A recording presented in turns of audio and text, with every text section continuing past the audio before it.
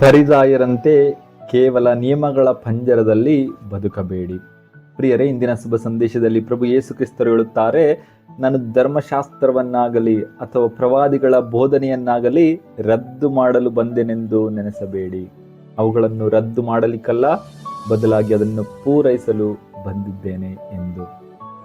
ಪ್ರಿಯರೇ, ಪ್ರಭು ಯೇಸು ಕ್ರಿಸ್ತರ ಒಂದು ಕಾಲದಲ್ಲಿ ಜನರು ಪವಿತ್ರ ಗ್ರಂಥವನ್ನು ಅರ್ಥ ಮಾಡಿಕೊಳ್ಳಲು ಈ ನಮ್ಮ ಧರ್ಮಶಾಸ್ತ್ರಿಗಳ ಹಾಗೂ ಫರಿಸಾಯರ ಮೇಲೆ ಅವಲಂಬಿತರಾಗಿದ್ದರು.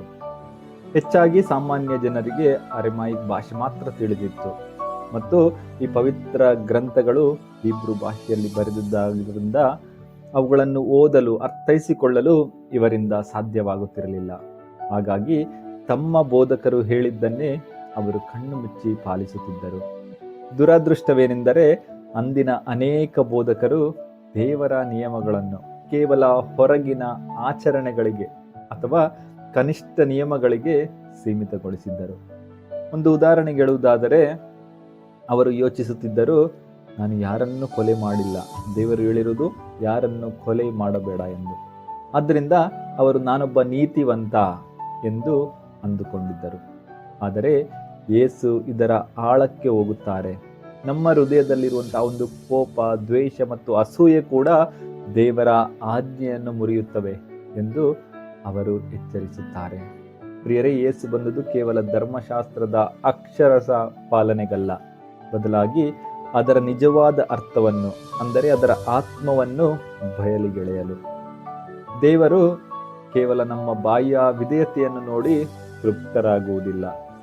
ಅವರು ನಮ್ಮ ಹೃದಯವನ್ನು ನೋಡುತ್ತಾರೆ. ಆ ಒಂದು ನಮ್ಮ ಆತ್ಮ ಸಾಕ್ಷಿಯನ್ನು ಅವರು ನೋಡುತ್ತಾರೆ. ಆದ್ದರಿಂದ ನಮ್ಮ ಧರ್ಮವೆಂದರೆ, ನಿಜವಾದ ಧರ್ಮವೆಂದರೆ ಕೇವಲ ಪಾಪದಿಂದ ದೂರವಿರಲು ಕನಿಷ್ಠ ನಿಯಮಗಳನ್ನು ಪಾಲಿಸುವುದಲ್ಲ, ಅದು ನಮ್ಮ ಹೃದಯಗಳನ್ನು ಬದಲಾಯಿಸಲು ಹಾಗೂ ದೇವರಿಗೆ ಅವಕಾಶ ಮಾಡಿಕೊಡುವುದೇ ನಿಜವಾದ ಧರ್ಮ. ಯಾವಾಗ ನಮ್ಮ ಹೃದಯವು ಬದಲಾಗುತ್ತದೋ ಆಗ ನಮ್ಮ ಮಾತುಗಳು ಬದಲಾಗುತ್ತವೆ, ನಮ್ಮ ಸಂಬಂಧಗಳು ಸುಧಾರಿಸುತ್ತವೆ ಮತ್ತು ನಮ್ಮ ಜೀವನವೇ ದೇವರಿಗೆ ಸಾಕ್ಷಿಯಾಗುತ್ತದೆ. ಆದ್ದರಿಂದ ಇಂದು ದೇವರು ನಮಗೆ ನೀಡುತ್ತಿರುವಂತಹ ಆಹ್ವಾನವನ್ನು ಸ್ವೀಕರಿಸೋಣ.